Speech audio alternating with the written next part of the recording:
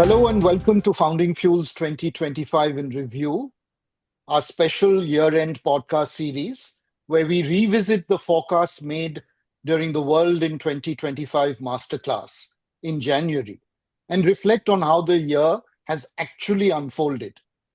In the last few episodes, we've traveled through Beijing, Washington, and the broader global stage, hearing from Professor Yao Yang, Dr. Sandeep Vaslekar, and Justin Logan on how 2025 reshaped politics, alliances, and power. Today, we turn our attention to Europe, a region at the heart of several pivotal shifts this year, from the ongoing Ukraine conflict to a surprising reset in transatlantic relations and Europe's evolving ties with China. Our guest is Philippe Le Corre, Professor of International Relations and Asian Studies at ESSEC Business School based in Paris and Senior Fellow at Asia Society. Philippe has been studying Europe's role in the world and especially its relationship with China for decades. Back in January 2025, he spoke about Europe's strategic dilemmas, the pressures of the war in Ukraine, economic fragmentation within the EU, and a complex three-way balancing act between Washington, Brussels, and Beijing. Now, as the year draws to a close, we return to those themes to ask, how has the Ukraine conflict evolved? And what does it mean for Europe's security architecture? What does the new EU-US trade deal signal about transatlantic alignment under Trump's second term? And how resilient is the EU economy and what's happening inside the bloc on cooperation and competitiveness? And finally, where does EU-China relations stand after a year of recalibration and uncertainty? To explore these questions, my colleague Dinesh Narayanan, senior journalist and anchor for this series, is in conversation with Philippe. Dinesh, over to you. Thank you, IG, and thanks for Founding Fuel for organizing this series of stimulating discussions. Philip, last time when we spoke in the masterclass in January, things were very different and the world has changed much. It's a travesty that after nearly 4 years, we are still talking about a war in Europe. And Europe, which, after many wars had finally taken the initiatives for global peace in the form institutions in the form of the League of Nations and then United Nations. But here we are again looking at arms buildup within Europe as well. So what did the last 1 year of the Russia-Ukraine war, what does it tell you now? So obviously, Dinesh, a lot have been revolving around the new tenant of the White House, which is a much different White House, I understand, physically as well as intellectually, no doubt. And the fact that the US president, who claims to be a deal maker, has wanted to impose certain things on the European, or at least the Ukrainian players in this conflict. Also trying to engage with President Putin on this situation without much success, I have to say. From a European standpoint, obviously, it's been complicated to deal with President Trump, as expected. Although after a while, I mean, you get used to it. What you don't get used to is the fact that President Trump, who claims to have settled, I think 10 or 12 deals, I don't know, or peace deals, is trying to impose a peace deal on Ukraine without asking the Europeans, and even more so, not asking the Ukrainians, which would include, for example, to recognize occupied territories of Ukraine, including Crimea, which, as you recall, was taken over by Russia 11 years ago, and also to reduce the Ukrainian military. Now, on this front, so to speak, there's also been new developments. A few days ago, President Zelensky was in Paris and announced that he was interested in buying 100 Rafale jet fighters. I mean, obviously that doesn't happen overnight, but in the near future, that would be a few years.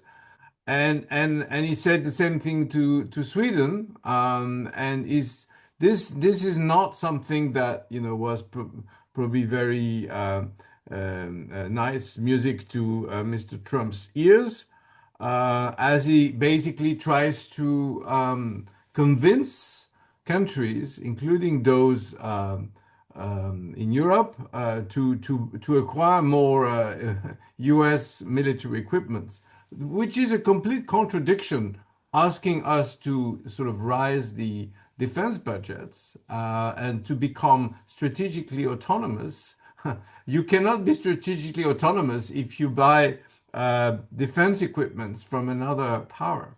And same thing with Ukraine, which is become, Europe's strongest army, or which eventually, if it does acquire these jets, will be, one of the strongest, one of the most armed countries in the world, and certainly in Europe.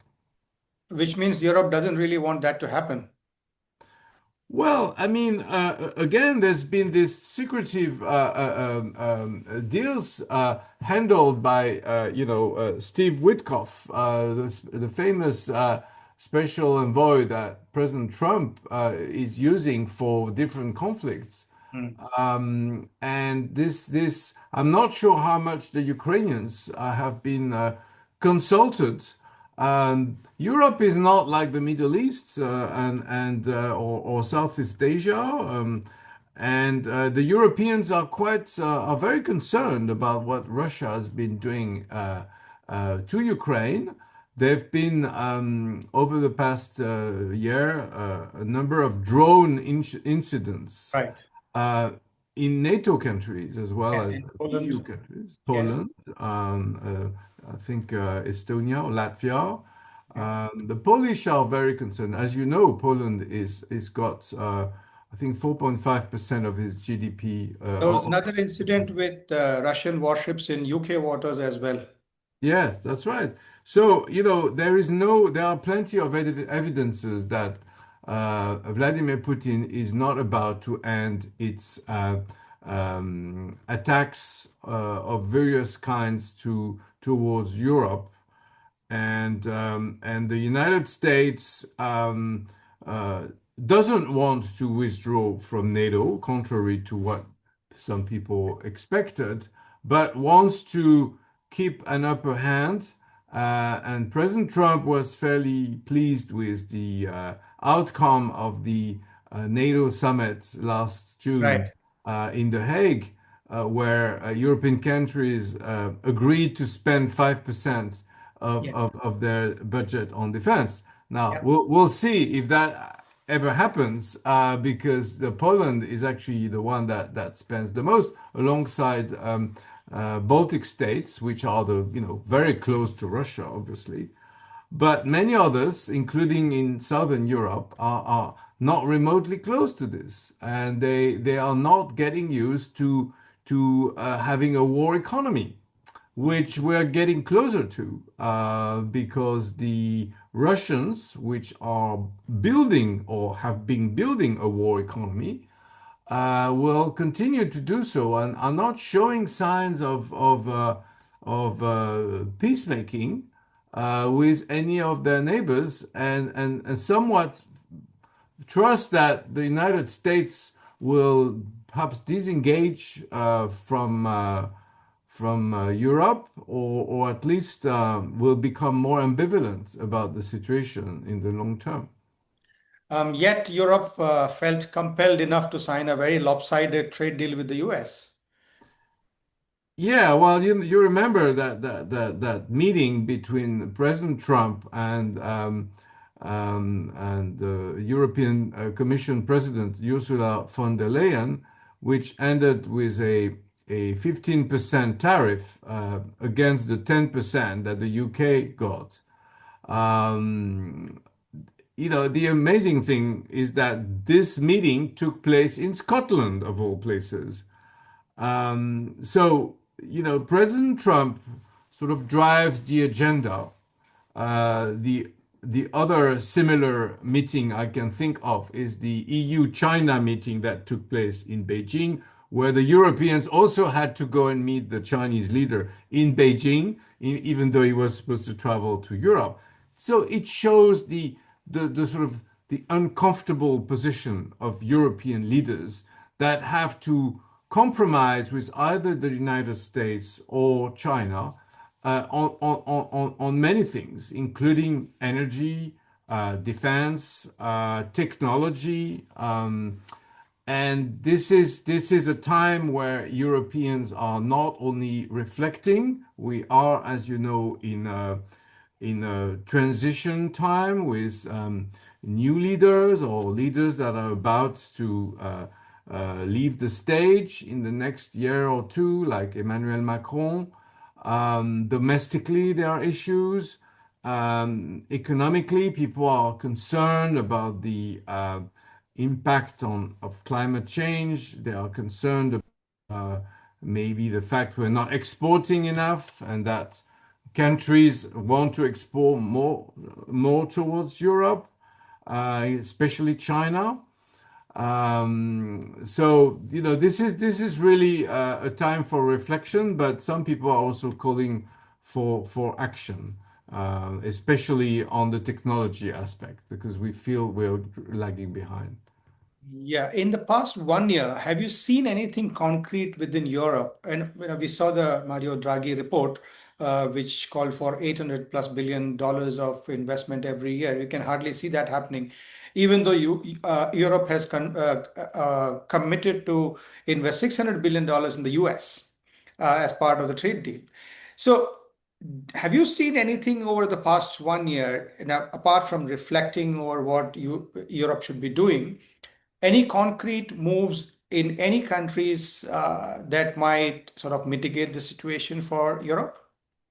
So I would say, Germany is shaking its economic model in order, obviously, not to depend on Russia for oil, but that's been already a few years. That was already a big change, but also not relying on China as much as a market, thinking of industrial companies, but also relaunching a defense industry massively. I think, Germany is going through some kind of identity crisis at the moment after this very successful few decades from the 70s to till now. And there is concern about what's happening east with, again, Russia being so aggressive.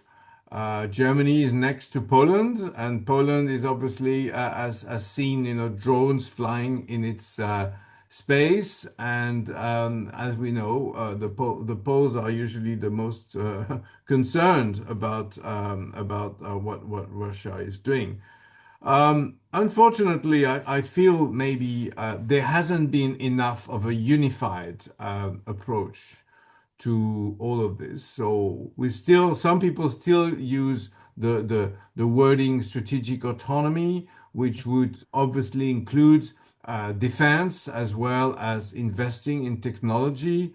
But it's hard to be squeezed between these two powers, while sort of selfishly trying to attract foreign investors and to export. In the case of the US, as you know, yes, there are investments taking place from Europe into the US. Um, but we are also sanctioning some of the US tech companies that have not been paying taxes, because at the end of the day, Europe needs to protect its own industries, and we cannot sort of be content with just receiving American technology, and we need to encourage our own products. But even there, the digital regulatory ecosystem is getting diluted now, right? Now that Europe has agreed to water down some of those, regulations and even future regulations on AI as well. So how would that help it if it is trying to develop its own, technological abilities? So the real question is whether, the EU plays its role as a unifying body, and whether, we manage to get our acts together, or whether things become more domestic. Obviously each country is trying to do its own things, to save jobs, to build for the future, including in AI. Certainly, Germany and France are doing that. I feel a number of countries are not investing enough. But the problem is, we are at the time of big power competition, Right. and for the EU, which is a post-war organization that is based on consensus and that has somewhat limited resources due to our social model being quite demanding financially.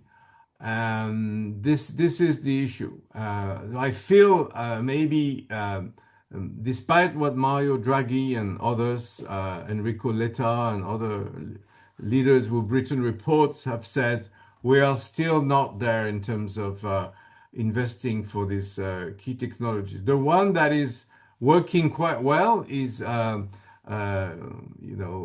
environment, or I mean, the Europeans are doing well in terms of reducing CO2 footprints. But most of the other big players in the world are not, including the US, China, and India. So again, people are questioning whether we are doing the right thing. Even though there is a general consensus on this. And the problem also is that China, as you know, has been investing massively in green tech, and has been targeting Europe with its solar panels, electric vehicles, and other products of the type. Yeah, the beginning of the year, there was some sense that China and Europe would collaborate more closely, especially in some technologies where Europe would allow China to set up plants, for example, battery, which Professor Yao had also mentioned in the beginning of the year. But have you seen that happening, or have you seen the relationship becoming more tense rather than more sort of easing out? Very tense. I think the meeting between High Representative Kaya Kallas and Foreign Minister Wang Yi in July in Brussels showed, first of all, that the Chinese wanted to pass a message on Europeans that they did not want Russia to fail in Mm. this war, and the Europeans better get used to it. And therefore, there was no point discussing this, even though I know European leaders always do this. I'm sorry. And the other thing is on the trade situation. The tariffs imposed by Europeans on electric vehicles have still not been digested by the Chinese. But we keep, telling them, look, there are jobs, to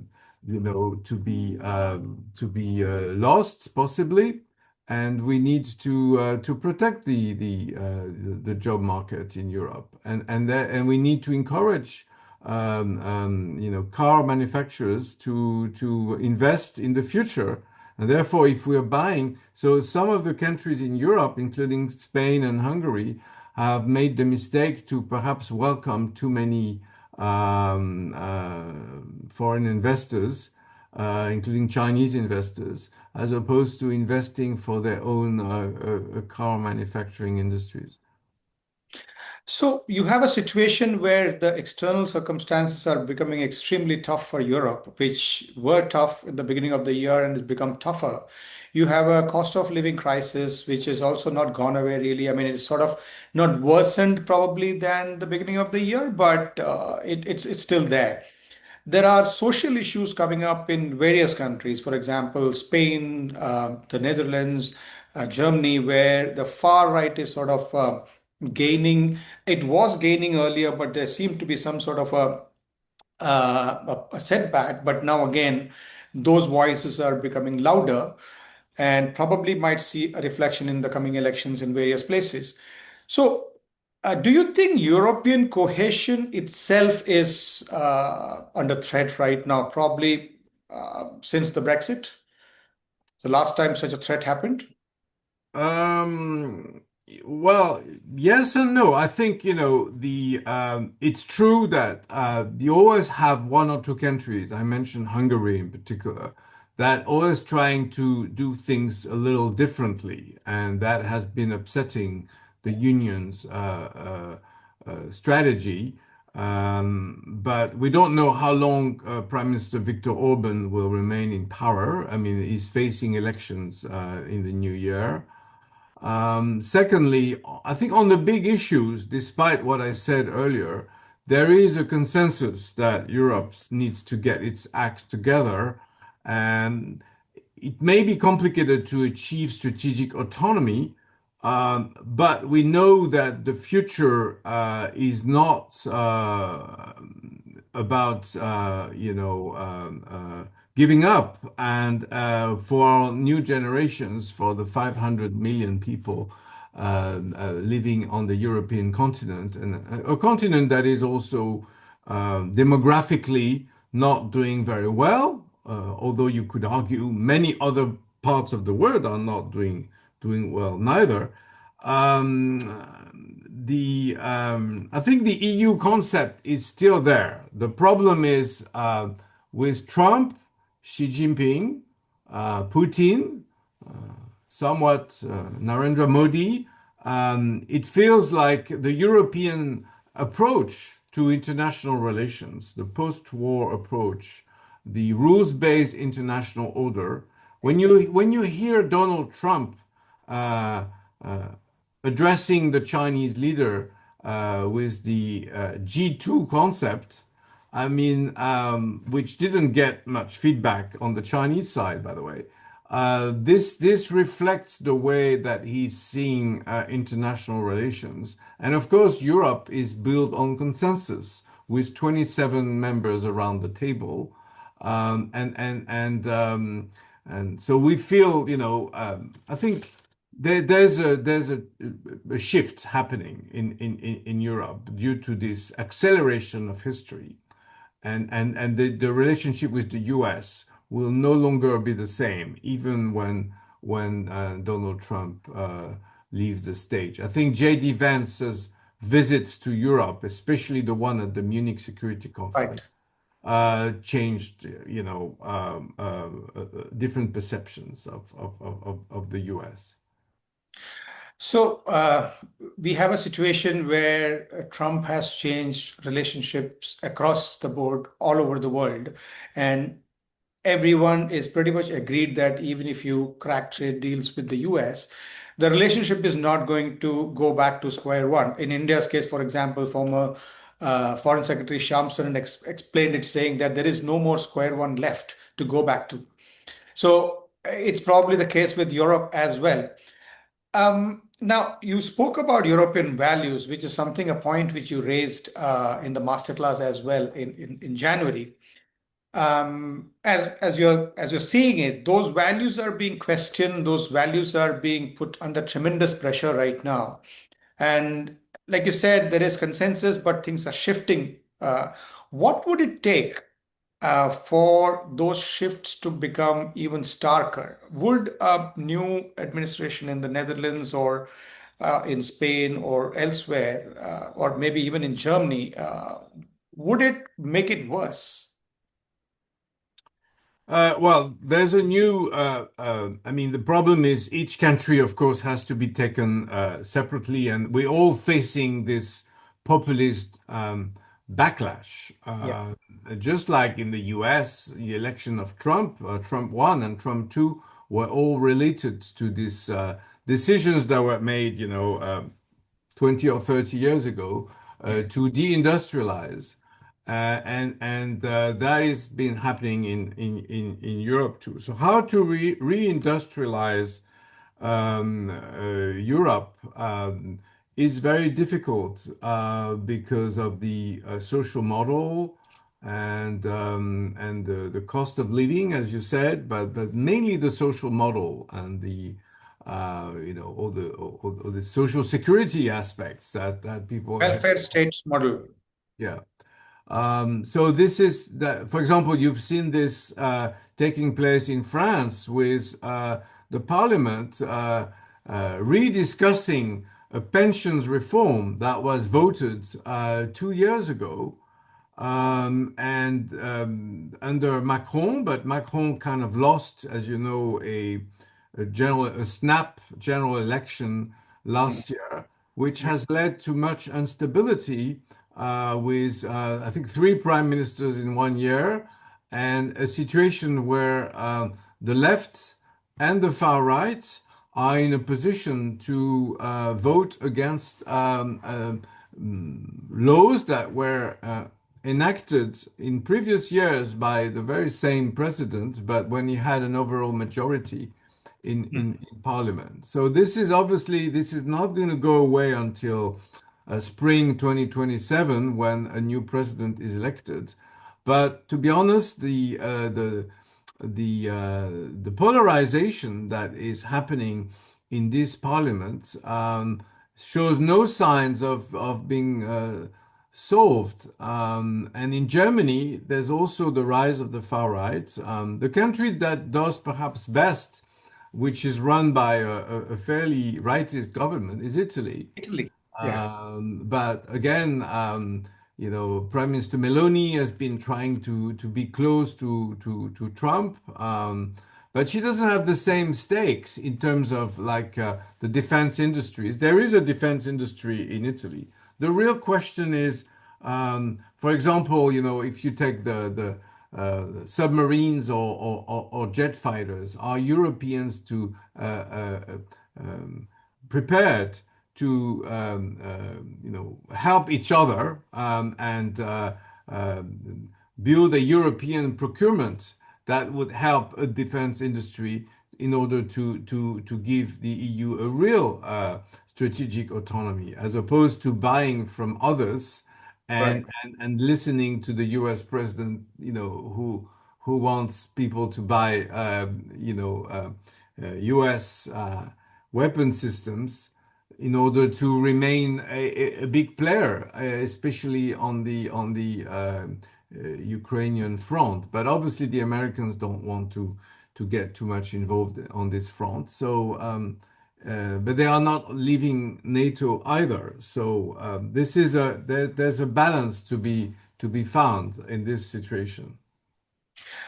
So, Italy, my next question was going to be Italy actually, and how she has managed this. And obviously, she has not been as far right as she seemed to be in her policies, seemed to come across as more moderate and centrist than her campaign, at least.